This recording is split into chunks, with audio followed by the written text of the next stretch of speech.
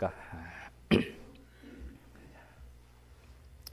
자, 이번 집회 주제는 이사야 60장 1절에 있는 말씀인 일어나라 빛을 발하라 라는 말씀인데요.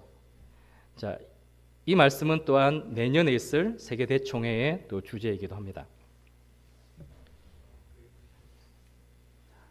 조금 전에도 말씀드렸지만 지금 들려오고 있는 여러 가지 국제 정세들, 또 환경과 기후 문제들, 자연재해들과 전쟁 소식들은 정말 예수님께서 다시 오실 때가 얼마 남지 않았다는 것을 증거하고 있습니다.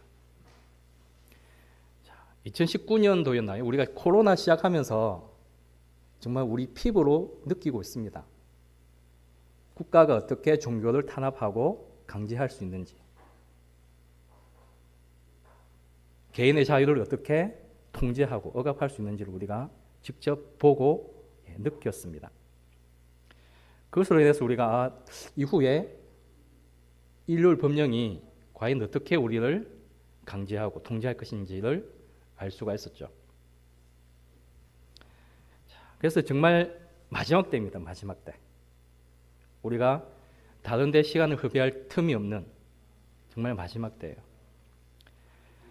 이 마지막 시대에 우리가 해야 할 일이 바로 이 하나님의 품성에 대한 오해의 어둠으로 가득 찬 이 세상에서, 영적으로 어두운 이 세상에서 우리가 일어나서 빛을 발해야 한다는 것입니다. 그리고 우리가 발해야 하는 그 빛은 바로 하나님의 영광의 빛인데요. 곧 하나님의 인자와 긍휼과 진리의 빛이라고 실물교훈에 기록되어 있습니다. 그러면 우리가 어떻게 하나님의 영광의 빛, 이 하나님의 품성을 이 세상에 비출 수 있다고 했나요? 우리가 어떻게 하나님의 영광, 하나님의 품성을 이 세상에 비출 수 있을까요?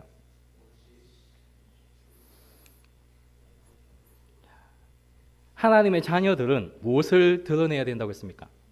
하나님의 영광을 드러내야 돼요. 어떻게 해요?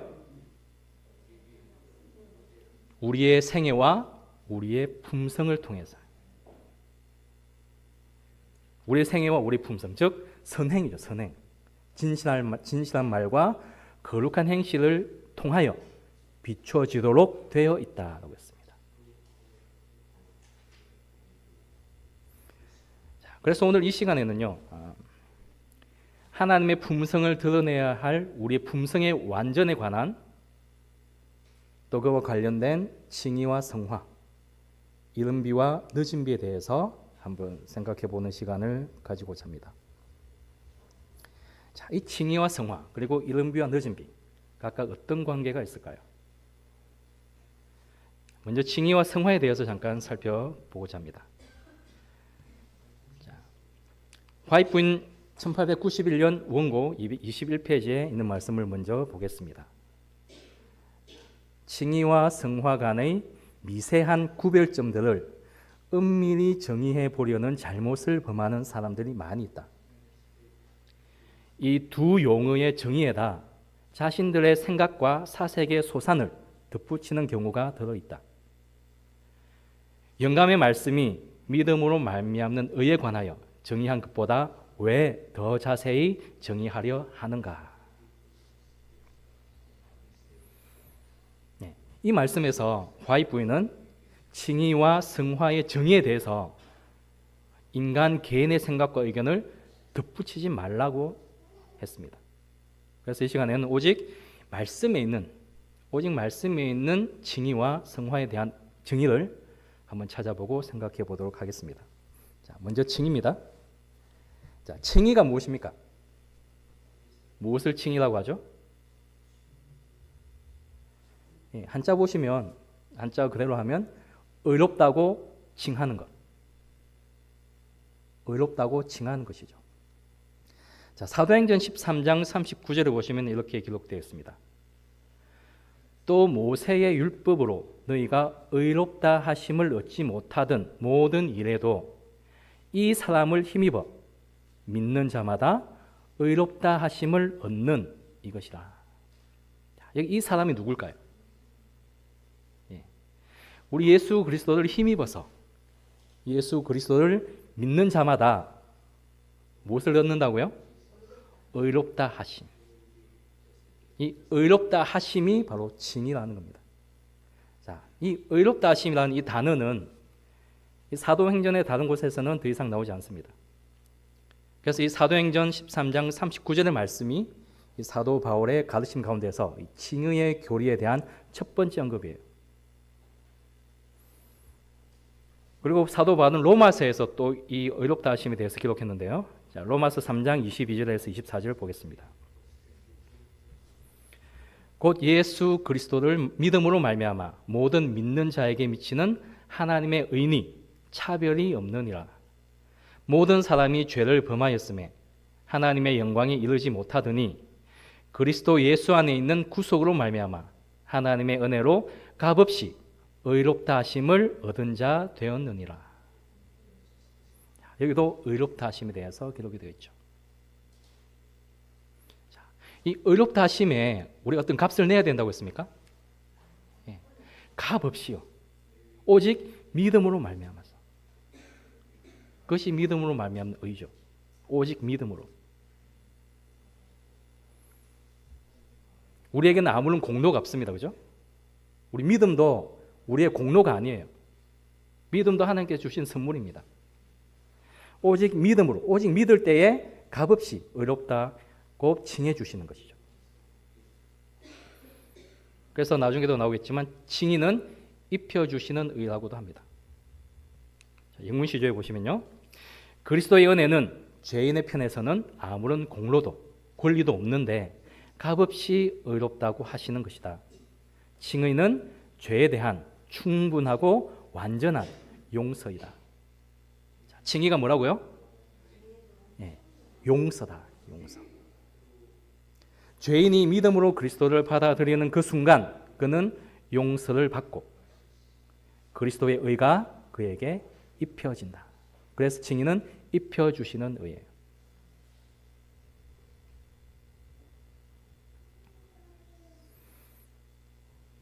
그리고 화이트 부인의 1896년 편지 83페이지에는요, 이 믿음으로 말미암는 의에 대해서 가장 단순하고 자세한 설명이 나옵니다.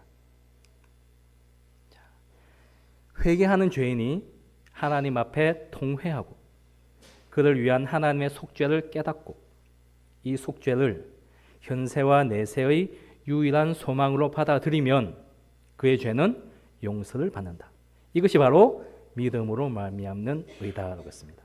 그래서 용서받음과 의롭다 하심은 하나고 같은 것이다.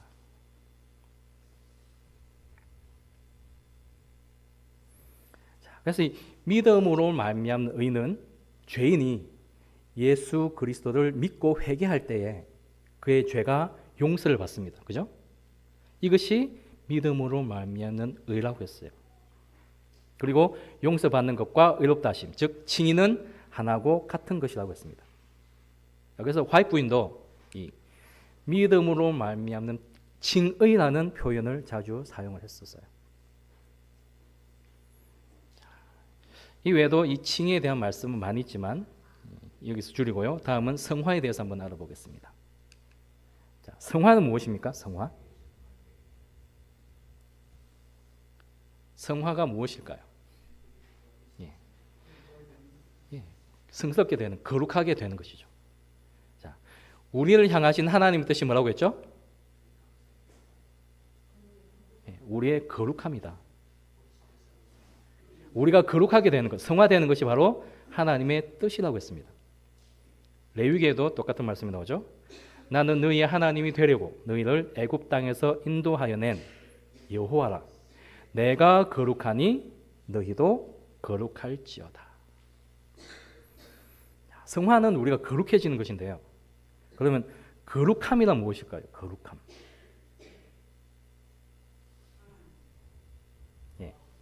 자, 성경에서 이야기하는 거룩함이란 특별히 하나님의 것으로 구별됨을 의미합니다.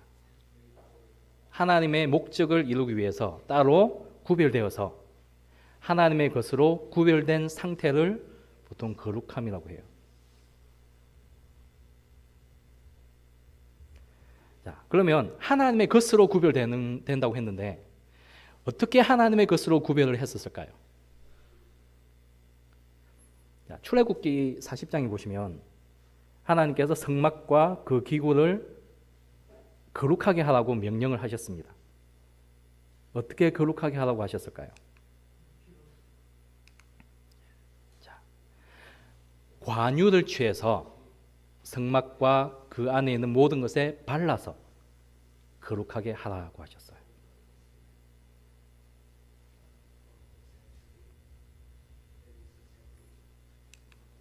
또 아론에게도요, 거룩한 옷을 입히고 그에게 무엇을 부어요? 기름을 부어서 거룩하게 하라고 했습니다. 자, 이 관유, 기름이 중요한데요. 성경에서 보통 기름은 무엇을 상징합니까? 몇 가지 상징하는 게 있는데 그 중에 하나가 성령이에요. 성령. 성경에서 기름이 상징하는 것 중 하나가 성령입니다. 그래서 기름을 부어서 거룩하게 한다는 것은 성령님이 거룩하게 하신다는 것을 상징하는 것이에요. 그래서 데살로니가후서 2장 13절을 보시면 주의 사랑하시는 형제들아 우리가 항상 너희를 위하여 마땅히 하나님께 감사할 것은 하나님이 처음부터 너희를 택하사 성령의 거룩하게 하심과 진리의 믿음으로 구원을 얻게 하심이니. 그래서 우리를 거룩하게 하시는 분은 바로 성령님이라는 거죠.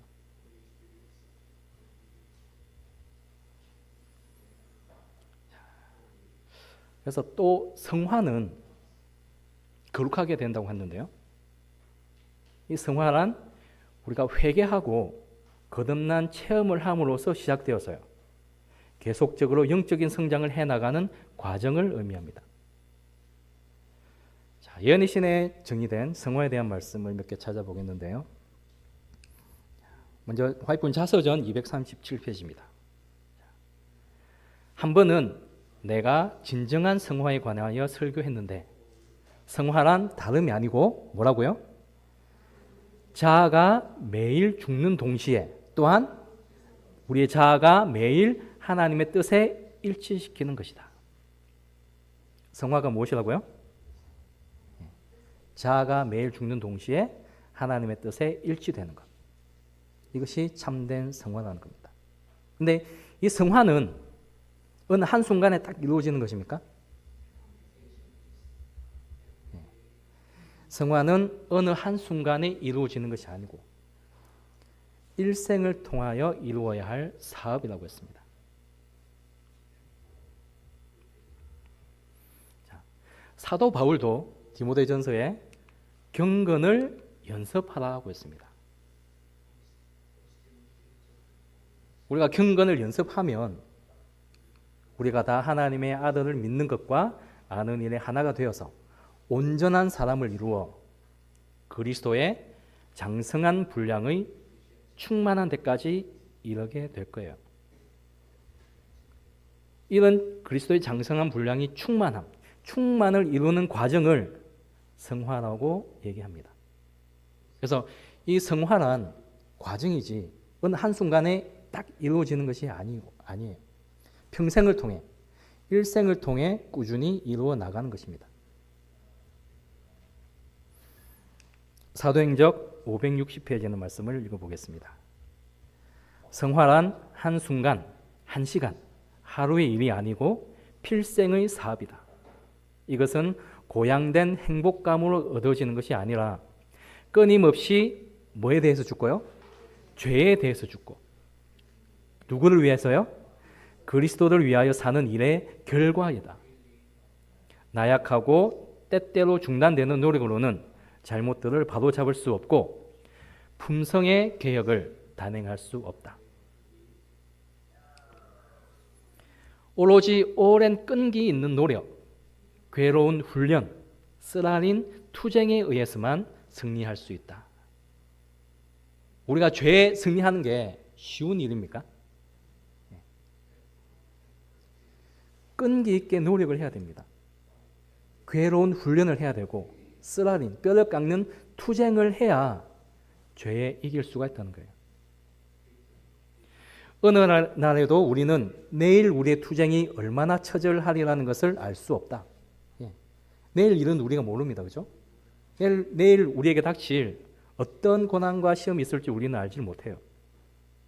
우리는 그저 우리에게 주어진 오늘 하루하루를 살아가는 것 뿐입니다. 사단이 통치하는 한 우리에게는 복종시켜야 할 자아가 있고 극복해야 할 얽매이게 하는 죄악이 있을 것이다. 예. 이 세상에 사단이 있는 한, 사단이 이 세상을 통치하는 한 우리에게는 복종시켜야 할 자아가 있고 극복해야 할 죄악, 시험과 유혹이 있습니다.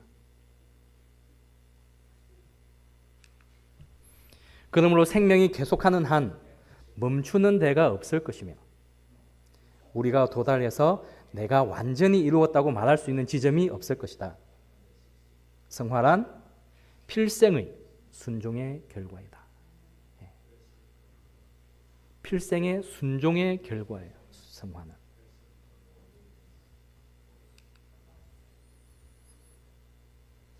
성경상 성화는 강렬한 감정이 아니다. 근데 어떤 사람들은요, 막 행복함이 느끼고 감정이 고양되는 것을 느낄 때 그것을 어떤 성화되었다라는 기준으로 삼는 사람이 있더라고요. 하지만 성경상 성화, 또 믿음도 감정이 아니라고 했죠. 성화는 감정이 아닙니다. 그래서 많은 사람들이 여기서 오류에 빠진다. 그들은 감정을 척도로 삼는다. 행복감을 느끼거나 감정이 고조될 때 그들은 성화되었다고 주장한다. 행복감 혹은 우울감은 사람이 성화되었다거나 성화되지 않았다는 증거가 되지 않는다. 즉각적인 성화란 있을 수 없다. 참된 성화란 생명이 유지되는 한 계속되는 매일매일의 과업이다. 그리고 실물교훈 65페이지에서도 성화는 일생을 통해 이루어야 할 사업이라고 말하고 있습니다. 씨가 발화하는 것은 영적 생활의 시작을 나타내고 곡식이 자라나는 것은 그리스도인의 성장에 대한 아름다운 표상이다. 씨가 발화하는 것은 뭐라고요? 영적 생활의 시작이에요. 시작. 영적 생활이 시작되고 씨가 발화해서 점점 자라나죠. 성장해서 곡식이 자라나는 것은 그리스도의 성장에 대한 아름다운 표상이에요. 천연계에서와 마찬가지로 영적 세계에 있어서도 자라남이 없이는 생명이 있을 수 없다. 자라남이 없이는 생명이 없어요. 지금 성찬이고 있고 제 애들도 있는데 애들이 자라나지 않으면 뭐가 문제가 있는 거죠. 그죠? 영양이 없다거나 어떤 병이 있다거나 자라남이 없으면 어떤 문제가 있는 거예요. 우리의 믿음과 우리 신앙도 똑같습니다. 우리의 믿음과 우리의 신앙이 자라나지 않고 계속 그 한 자리에 머물러 있다면 어딘가 문제가 있는 거예요. 그래서 우리는 매일매일 우리 자신을 되돌아보아야 할 필요가 있습니다. 어떤 문제점이 발견되면 즉시 고쳐야죠. 식물은 자라나지 않으면 죽는다. 식물이 자라는 소리도 없고 눈에 띄지도 않으나 끊임없이 계속하여 자라는 것처럼 그리스도인 생애의 발전도 그와 같다. 식물이 자랄 때 어떤 소리가 들립니까? 우리가 계속 보고 있는다고 해서 식물이 자라는 것을 우리가 볼 수 있나요? 그런데 어느 날 한번 딱 보면 이만큼 커 있죠. 우리 그리스도인 생애도 생애 발전도 그와 똑같다는 거예요. 매 발전의 단계마다 우리의 생애가 완전하게 될 수 있다. 또한 우리에 대한 하나님의 목적이 성취되면 계속적인 발전이 있게 될 것이다. 성화는 일생을 통해 이루어야 할 사업이다. 우리가 기회를 많이 가질수록 우리의 경험은 넓어지고 우리의 지식도 증가한다. 우리는 책임을 질 만큼 강해지고 특권에 비례해서 더욱 성숙해질 것이다. 하나님의 말씀인 이 성경에도요, 성경 말씀에도 성화는 어느 한순간에 이루어지는 것이 아니라고 또 점진적으로 이루어진다는 것을 분명히 알려주고 있다는 것을 화이트 부인이 각시대 대쟁투 470페이지에서 이렇게 설명을 하고 있습니다. 성경은 성화의 과업이 점진적으로 이루어짐을 분명히 알려준다. 죄인이 회개하여 속죄의 피로 말미암아 하나님과 화목해질 때부터 그리스도인 생애가 시작된다. 이때부터 그는 완전한 데 나아가서 그리스도의 장성한 분량이 충만한 데까지 자라나야 한다. 자, 이 말씀에 잘 보시면 칭의와 성화에 대한 내용이 있어요. 자, 이 말씀에서 어느 부분이 칭의이고 어느 부분이 성화입니까?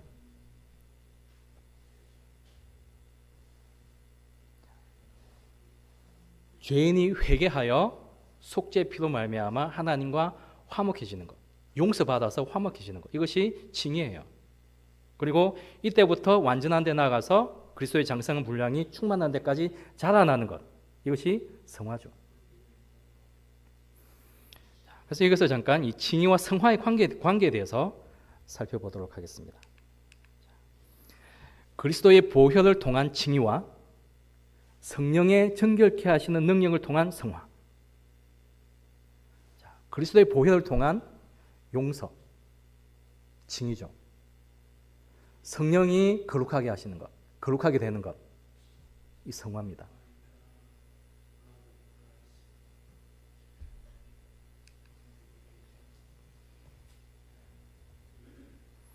원고 1902년 113페이지 보시면요. 자, 칭의가 뭐라고 했습니까? 칭의는 한 영혼을 성화케 하려고 파멸해서 구원하는 것을 뜻하는 것이고요. 성화는요, 성령을 통하여 하늘의 생화를 배우는 것이다. 자, 칭의는 한 영혼을 성화하게 하려고 파멸에서부터 죄에서부터 구원하는 것이고요. 구원하고 나서는 하늘의 생활을 배우는 것. 무엇을 통해서요? 성령을 통하여. 그래서 칭의는 양심이 죽은 행실에서 깨끗게 되어서 성화의 축복을 받을 수 있는 자리에 놓여지는 것을 말한다. 죄에서 건져내어서 의롭다고 칭해 주시는 것. 성화의 축복을 받을 수 있는 자리에 놓여지는 것. 놓여지고 나서는 성화가 이루어진다는 거예요.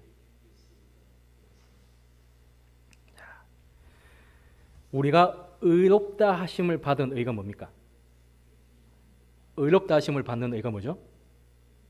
예, 칭의입니다. 의롭다 하심을 받은 의, 칭의는 입혀주신 의요. 성화하게 하는 의는 그리스도께서 나눠주시는 의다. 칭의는, 전자는 하늘나라에 들어갈 수 있는 증서고요. 후자, 성화는 하늘나라에서 살 수 있는 우리의 적합성이다. 여권과 비자 많이 얘기하시죠.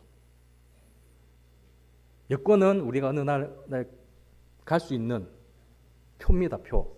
하지만 그 나라에서 살 수 있는 적합성은 비자라는 거죠, 비자.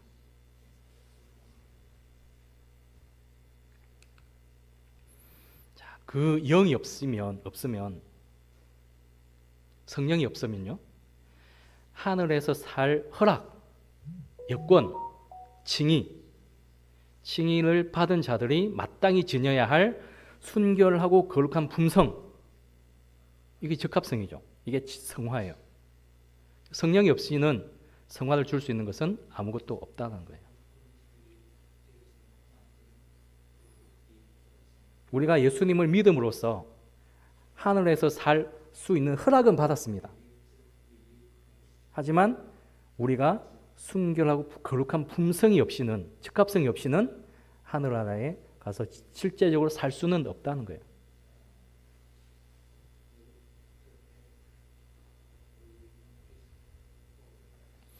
그래서 칭의는요, 회개한 죄인을 의롭다 하시는 것. 예수님을 믿는 회개한 죄인이 의롭다 해주시는 것이고요. 칭해 주시는 것이고, 입혀 주시는 의고요. 하늘나라에 갈 수 있는 증서, 여권입니다. 이것은 곧 이른비의 경험과 비슷해요. 성화는요, 자라나서 거룩하게 되는 것입니다. 나눠주시는 의고요. 하늘나라에서 살 수 있는 적합성입니다. 순결하고 거룩한 품성이에요. 이것은 곧 늦은 비의 경험과 유사한 거예요. 자, 이것은 이제 이른 비와 늦은 비에 대해서 또 잠시 살펴보겠습니다. 자, 이 칭의와 성화와 관련해서 한번 생각해 보시기 바랍니다. 복음 사업의 시초에 귀중한 씨앗의 발알을 위하여 성령을 부어주심으로 이른 비를 주신 것처럼 그 사업의 종말에는 늦은 비를 주셔서 추수할 곡식을 무르익게 하실 것이다. 자, 이른 비와 늦은 비의 목적에 대한 말씀인데, 자, 이른 비의 목적이 뭐라고 했습니까? 이른 비가 오는 목적, 씨를 발화시키는 거죠. 늦은 비의 목적은요, 곡식을 무르익게 하는 것, 익게 하는 것이에요. 자, 비슷한 말씀입니다. 동방에서 이른 비는 파종기에 내린다. 파종기가 뭡니까? 씨 뿌릴 때, 그죠? 지금 우리나라하고 이쪽하고는 조금 틀려요, 시기적으로. 파종기, 이른 비는 파종기에 내린다. 그것은 씨앗이, 즉 이른 비는 씨앗이 발화하는 데 필요하다. 기름지게 하는 소나기의 영향을 받아 부드러운 싹이 올라온다. 그리고 그의 계절 끝에 내리는 늦은 비는 곡식을 여물게 하고 낫을 댈 수 있게 곡식을 준비시킨다. 이것도 이른 비와 늦은 비 목적에 대해서 나오죠. 늦은 비는 곡식을 여물게 하고 낫을 댈 수, 즉 추수할 수 있도록 곡식을 준비시키는 거죠. 목적이. 자, 여기서 이 곡식이 익는다는 표현에는 우리 품성에 관련된 의미가 있습니다.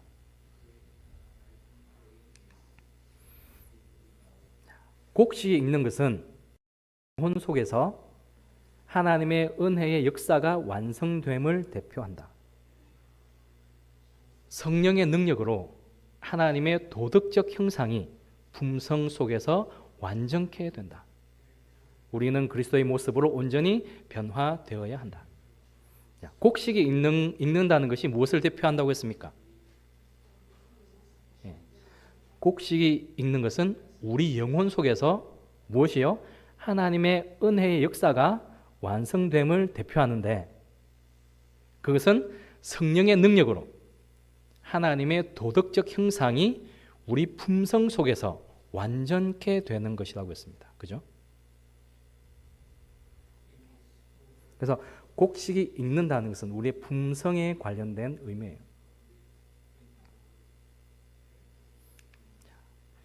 이른 비는 무엇을 일으킵니까? 늦은 비는요, 그리스도와 같은 품성을 개발시킨다. 회심을 일으키는 것, 회심하고 회개하고 의롭게 되는 것, 칭의죠. 그리스도와 같은 품성을 개발하는 것, 완전한 데 나아가는 것은 성화입니다. 그래서 이른 비는 씨앗을 발화시키고 회심을 일으키고, 이것은 곧 칭의의 경험이고요. 늦은 비는 곡식을 무르익게 하고 추수를 준비하는 것이고, 그리스도와 같은 품성을 개발시키는 것, 이것이 바로 성화의 경험이에요.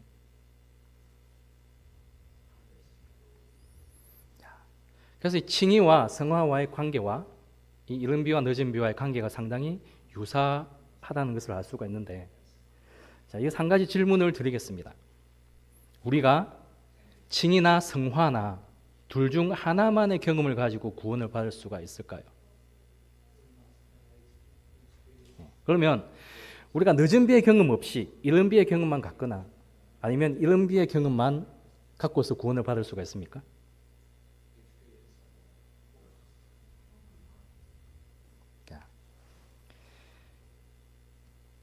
늦은 비 없이 이른 비만 있다면 어떻게 될까요? 이른 비와 늦은 비의 목적을 한번 생각해 보시기 바랍니다. 늦은 비 없이 이른 비만 있다면 어떻게 될까요? 이른비 아래에서 받은 축복들은 종말까지 우리에게 필요하다. 그러나 이른비만으로는 충분하지 않다. 우리가 이른비의 축복을 간직하는 한편 이삭을 내고 곡식으로 여물게 하기 위해서 늦은 비가 없이는 낫으로 추수할 채비가 이루어지지 않으며 뿌린 자의 수고가 헛될 것이라는 사실을 잊지 말아야 한다. 우리가 왜 씨를 뿌리고 왜 식물을 심습니까? 결실을 보고 추수하기 위해서죠. 하지만 늦은 비가 없이 이른 비만 있다면 열매가 익지 않아서, 늦은 비로 인해 열매가 익지 않아서 추수할 것이 없다는 거예요. 뿌린 자의 수고가 헛될 것입니다.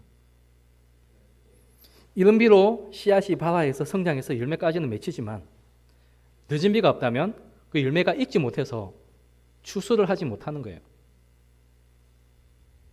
자, 그럼 반대로 이른 비 없이 늦은 비만 있다면 어떻게 될까요?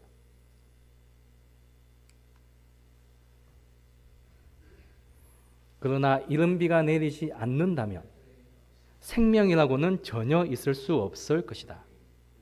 푸른 색깔의 싹이 솟아나오지 않을 것이다. 이른 비 소나기가 제 일을 하지 않는다면 늦은 비는 그 어떤 씨앗도 완성시켜 줄 수가 없다. 이른 비가 없다면 씨앗이 발아조차 못해서 늦은 비가 익혀줄 열매가 아예 없다는 거예요. 그래서 우리에게는 이른 비와 늦은 비 모두가 필요하다는 것입니다. 만일 우리가 전진하지 않는다면, 만일 우리가 이른 비와 늦은 비 모두를 받으려는 태도를 취하지 않는다면 우리는 우리의 영혼을 잃게 될 것이며 책임은 우리 자신의 문전에 놓여질 것이다. 자, 그러면 또 다른 질문을 하나 드리겠습니다. 칭의와 성화는 어떨까요? 칭의 없이 성화만 가지고 구원을 받을 수 있습니까? 또는 성화 없이 칭의만 가지고 구원을 받을 수가 있을까요? 예. 이 이른 비, 늦은 비와 마찬가지로 칭의와 성화의 경험 둘 다 필요하죠. 자, 그러면 십자가에 달린 우편 강도, 이 우편 강도는 어떻습니까? 이 우편 강도가 구원을 받았습니까? 못 받았습니까? 이 우편 강도는 회개했습니다. 그죠?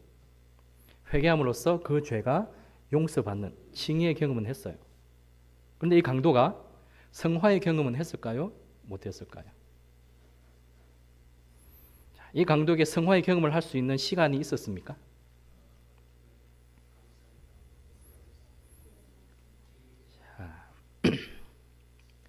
자, 처음에 읽었던 이 각시대 대쟁투 470페이지 말씀 기억하실지 모르겠는데요. 자, 성경은 성화의 과업이 점진적으로 이루어짐을 분명히 알려준다. 죄인이 회개하여 속죄의 피로 말미암아 하나님과 화목해질 때부터, 이게 칭의라고 했죠. 칭의를 받을 때부터 뭐가 시작된다고 했습니까? 그리스도인 생애가 시작이 돼요. 시작이 되고 나서 이때부터 그는 완전한 데 나가서 그리스도의 장성 분량이 충만한 데까지 자라나는 것, 성화를 해야 된다는 건데, 이 우편 강도는 어떻습니까?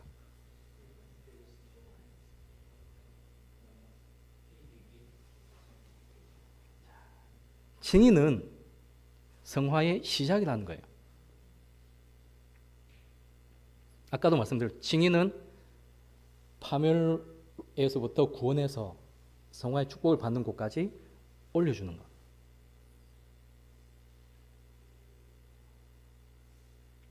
이 우편 강도도 칭의의 경험을 한과 동시에 성화의 경험도 시작을 한 거라는 거죠. 이해가 되십니까? 자, 우리도 마찬가지입니다. 우리도 예수님을 만나고 우리가 죄인임을 깨닫고 회개한 후에 의롭다 하심, 칭의를 받았습니다. 그죠? 그때부터 무엇이 시작된다고요? 그리스도인의 생애, 즉 성화의 과정을 시작을 한 거예요. 하지만 우리와 이 우편 강도와는 차이점이 있습니다. 어떤 차이점이 있을까요? 우리는 이 성화의 과정 중에 많이 실수하고 많이 넘어졌습니다. 그죠? 또 다시 회개하고 이런 과정들이 있었어요. 하지만 이 우편 강도는 어떻습니까? 회개한 후에 성화의 과정을 시작은 했지만 그 과정 중에 실수하고 넘어지는 그런 과정이 없이 바로 죽었다는 거예요. 이것이 우리와의 차이점입니다. 이해가 되십니까?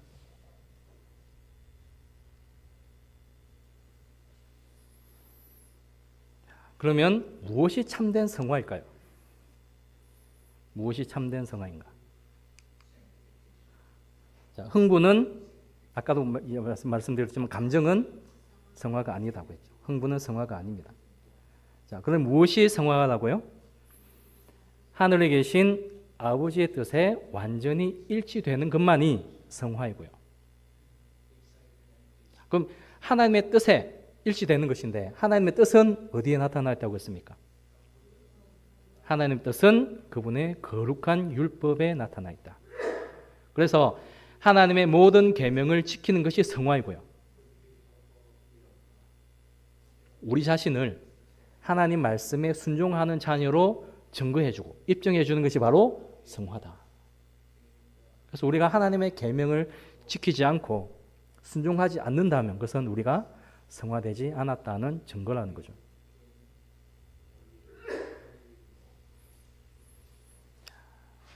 그러면 마지막으로요. 가장 중요한 우리가 과연 어떻게 성화를 이룰 수 있는가 하는 것입니다. 우리가 어떻게 성화를 이룰 수 있을까요?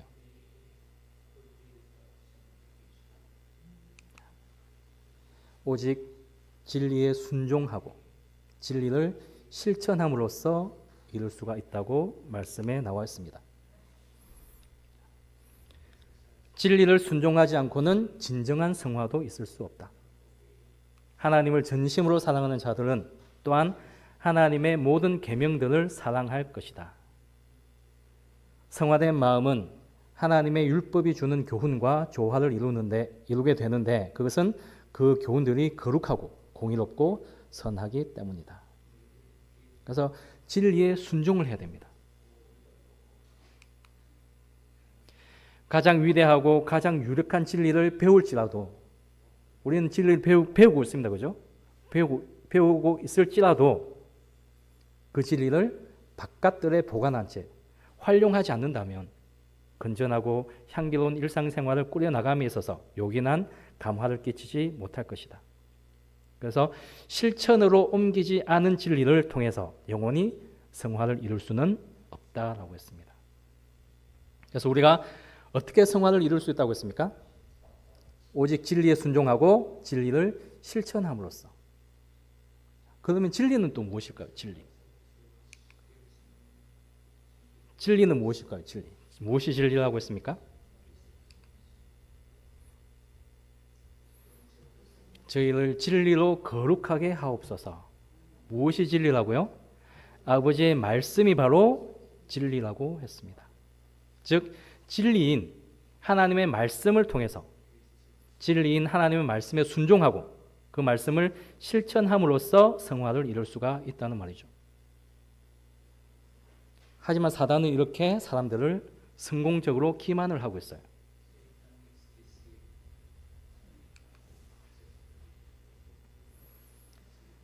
사단의 가장 성공적인 기만들 중 하나는 사람들이 하나님의 계명을 지키지 않고 살아가면서도 성화될 수 있다고 주장하게 하는 것이다. 우리는 그 조건에 즐겨 일치되고자 하는가? 우리는 하나님께 대하여 하나님께 순종하고 그분의 계명을 지킬 것인가? 우리는 말씀을 듣는 자일 뿐만 아니라 행하는 자가 될 것인가?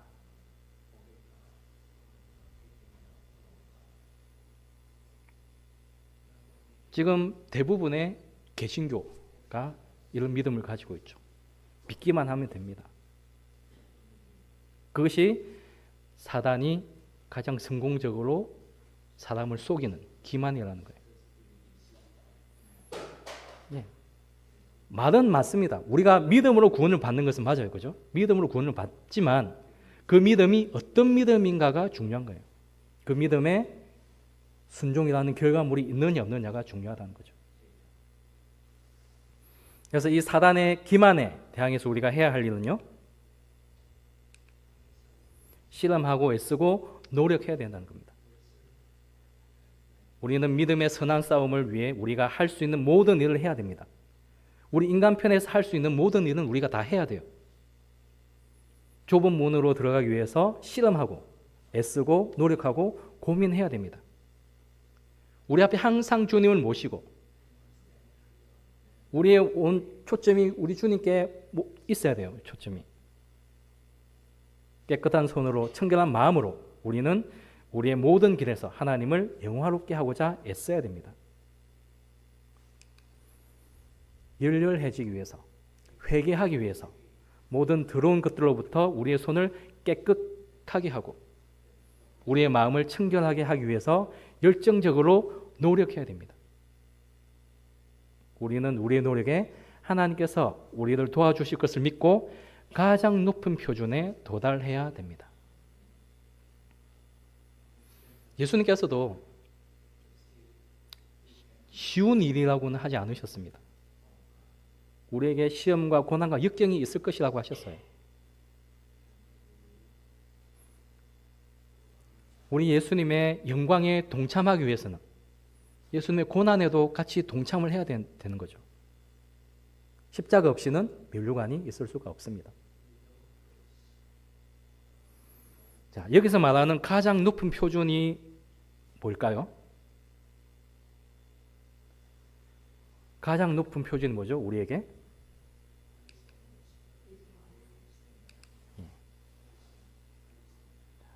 무엇이 완전한 품성의 표준인가? 사람에게 일찍이 주어진 유일한 표준은 뭐라고요? 하나님의 율법, 그분의 거룩한 계명이다. 여기에 우리가 쳐다보고 품성의 모든 결함을 찾아내야 할 거울이 있다. 하나님의 말씀, 하나님의 율법, 하나님의 계명이 거울입니다. 무엇을 비춰주는 거울이요?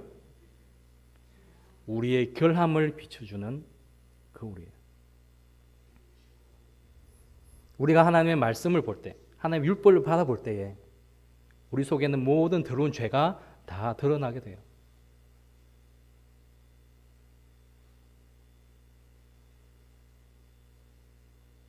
우리가 그런 오점들, 결함들, 더러운 것들을 발견했을 때 우리는 과감히 개혁을 해야 된다는 거죠.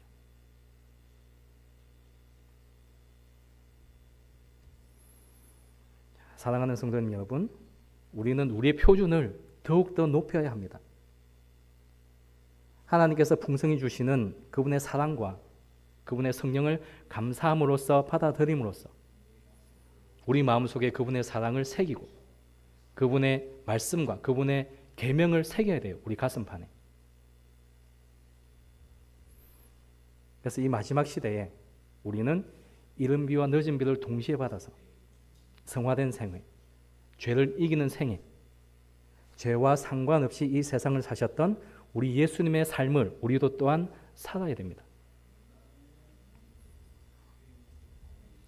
이 집회 기간 동안 준비된 여러 말씀들을 통해서 정말 영적 어둠으로 가득 찬 이 어두운 세상에서 담대하게 일어나셔서 우리 하나님의 영광의 빛을 환하게 밝게 비추시는 여러분과 제가 되기를 바라면서 시간 말씀을 마치겠습니다.